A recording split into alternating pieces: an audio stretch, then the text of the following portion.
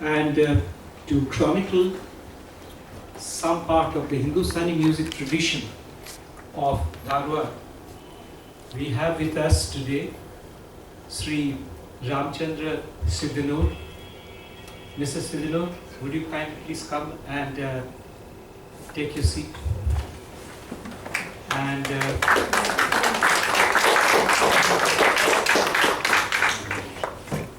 to chair and moderate the interactive session, we have Lieutenant General Sardeshpande. May I request General Sardeshpande also to kindly come and take his seat.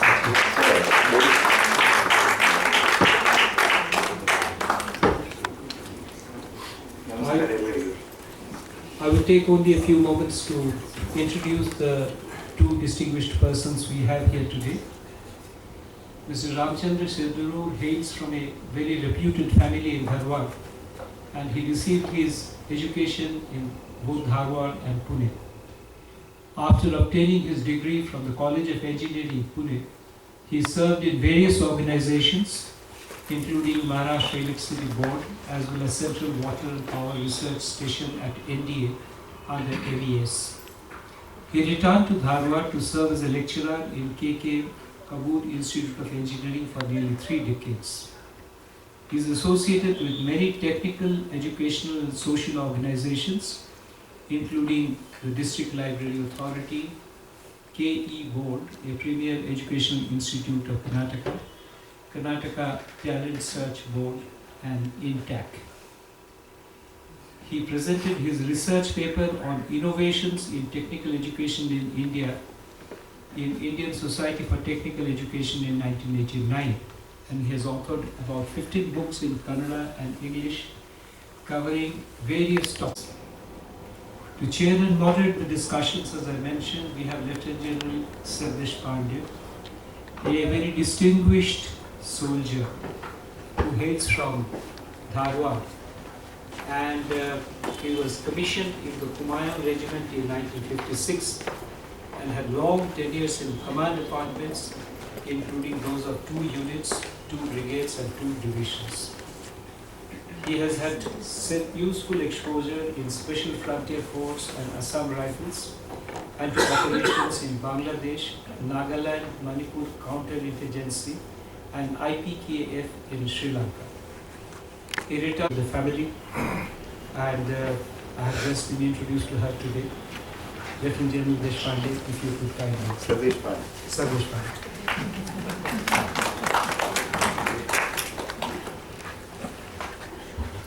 Namaskar, ladies and gentlemen. First and foremost, my credentials. Credentials for introducing the book and the author. You're at liberty to wonder what this soldier is doing after all those 2 brigades and 2 divisions and IPKF and so on and so forth. I am a little different kind of a soldier than the normal one. I am, by God's grace, interested in classical music and a bit of literature. Not much of it, but a bit of it. 20 years ago, a couple came to my house with the offer of their daughter's hand in marriage to my sons.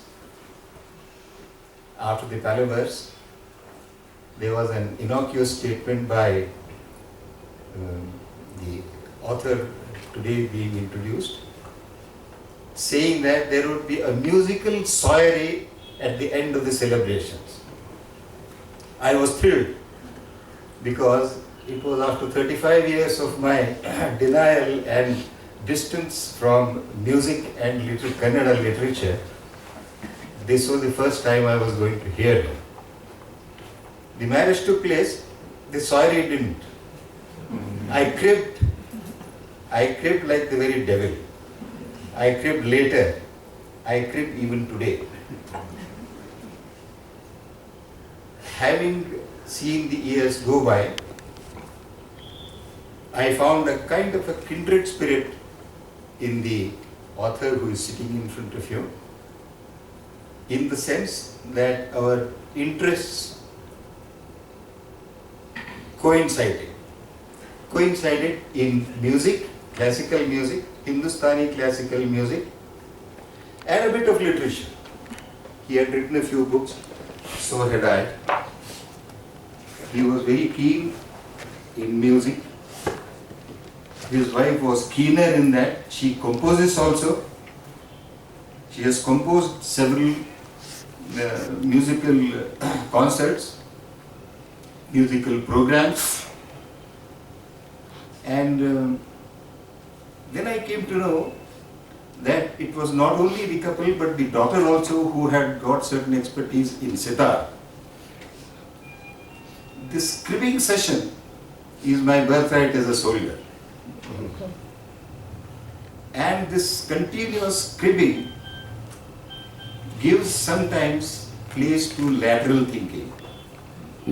This lateral thinking is that when I came to know about Dharwad, not came to know, but I renewed my knowledge of Dharwad in music and literature, that a point suddenly struck me.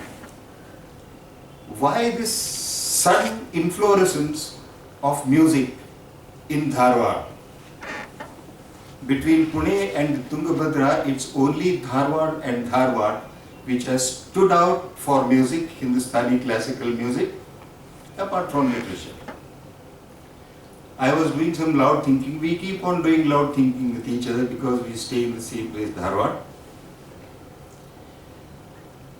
Then he told me that he had also thought of it and had written an article. I said, why not dilate that article and write a book?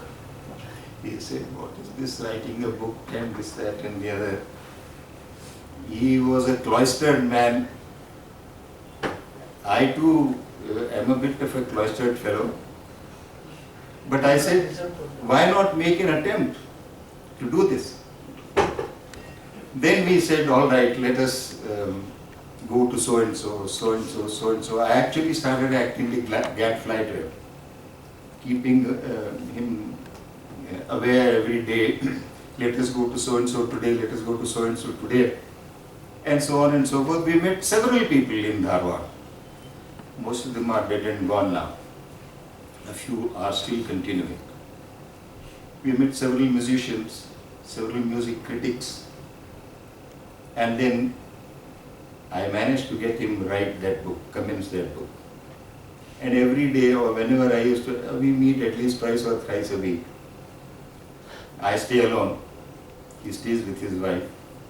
I keep on going to him frequently. We are neighbors only 400 meters apart. Then I used to ask him, how far have you progressed? How far have you progressed?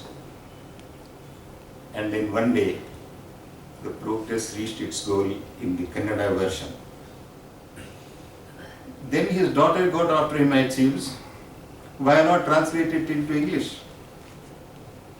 And so the English translation is here today. With this, I request your permission to present that book to you. My 5 minutes are over.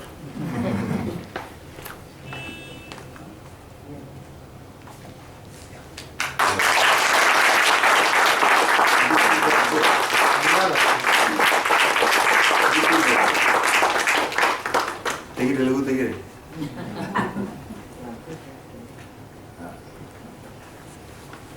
Thank you, gentlemen.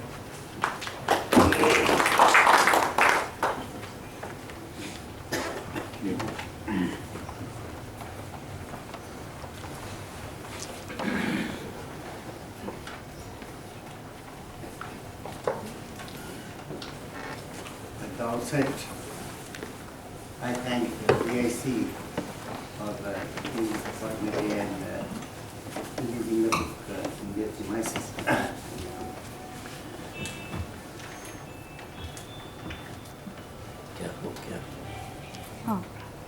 One thing I am very happy. Gone back. That Gone back. Oh, a place like Thank you. Dharwad, which has achieved a few things during the course of history, is still attracting a few audiences, and they appreciate its glory and achievements.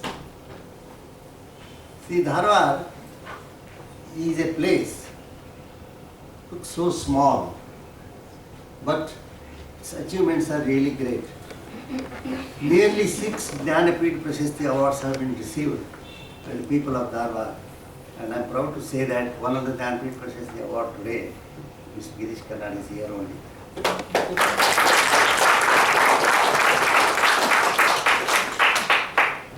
Then many of these musicians have not only created a history but also achieved the greatness all over India. And today the name of the Dharwad in the field of music has been made an interesting and very appreciative in the minds of all the musicians in all over India. The third one is the scholars of Dharwad.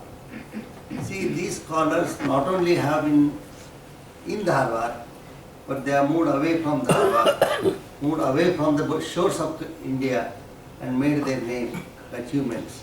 For example, Nanda Nilekani is one of the names which you are familiar with.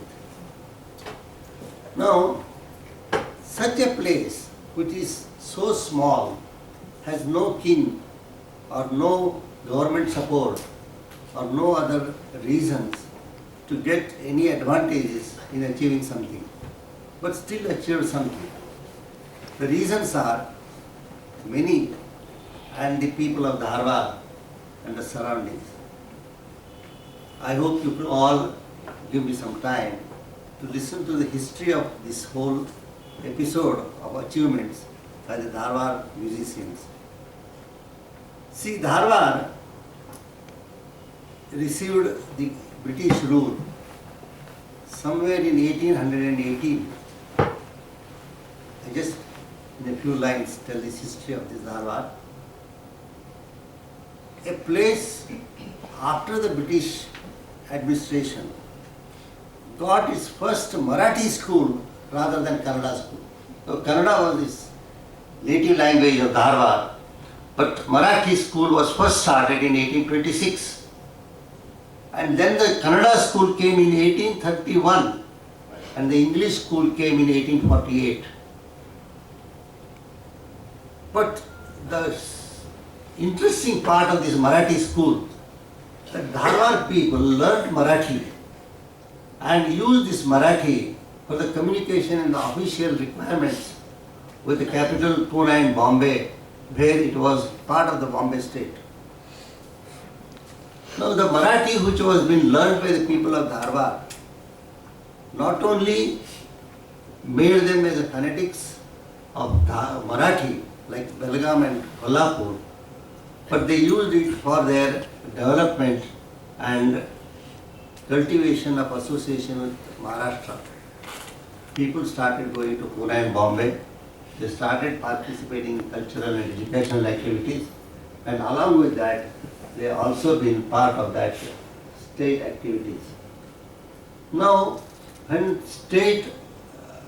the Dharwad was part of the Bombay state, transfers started happening that many people from Pune and Bombay area were transferred to Dharwad for the administrative purpose. Now, these people who transferred from Bombay and Pune or any other place in Maharashtra were not just an administrator to the place, but many of them had added to the cultural values of Dharwad and surrounding areas. There was one professor called Bakle, who was one of the famous musicians of India, was transferred as a professor in a college in Dharwad. He came there and he started teaching the Hindustani music to the students who are interested. Very few students in those days. And also there are many musicians from all over India who used to visit him as a friend, and those people's program was also arranged in his house, and that also attracted a few of the surrounding people and his friends. So Hindustani music started at least becoming known to the people of Dharwad. Then came Mr. Kashinath Pitre. See, he was the sub-editor of Lokmanya Tilak's Kesari magazine. He came to Dharwad, settled in Dharwad, and then he was a practicing lawyer, and he started encouraging Hindustani music in Dharwad. Now, the Pitre and Bakres both were known to each other, and most of the people, the Hindustani musicians, started visiting Dharwad. They were giving programs, they were teaching students there, and they were helping these two people to popularize the Hindustani music in and around Dharwad. Now, one thing I wish to bring to your notice, that Mr. Krishnaraj Vadeyar, the king of Mysore, between 1895 to 1940, was an ardent lover of Hindustani music. He used to invite, along with the Carnatic musicians, Hindustani musicians to his palace and arrange their programs. Now, these people who used to go to Mysore for programs had to pass through Hubli Dharwad because the journey was a very long one. And in those earlier days, there was no railway, and they had to pass through the thick forests and the plains of the other areas. So they used to stay for a couple of days in Dharwad for rest, and during that time, people used to arrange small programs either in their houses or in a small halls. When Bakle and Mr. Pitre started staying in Dharwad, the people were more interested in coming to Dharwad on their way to Mysore and back. Now, Rahmat Khan, for example, was invited by the king of Mysore, and he gave a program in Mysore. And in Mysore, the Maharaja was so much impressed by Rahmat Khan, and he said that, why don't you stay in Mysore and become an Asthan musician? But he refused. He said, no, I don't want. But on the way back, he just casually stayed in Dharwad, and the moment he started moving in Dharwad, he found that the climate is so good, the environment is so good, he said, now I'll stay in Dharwad only. Today, because of Rahmat Khan's stay in 1912, the Dharwad has achieved nearly a dozen sitar players, and after Hyderabad, Dharwad is the first place to develop sitar in South India. That is one of the great achievements Dharwad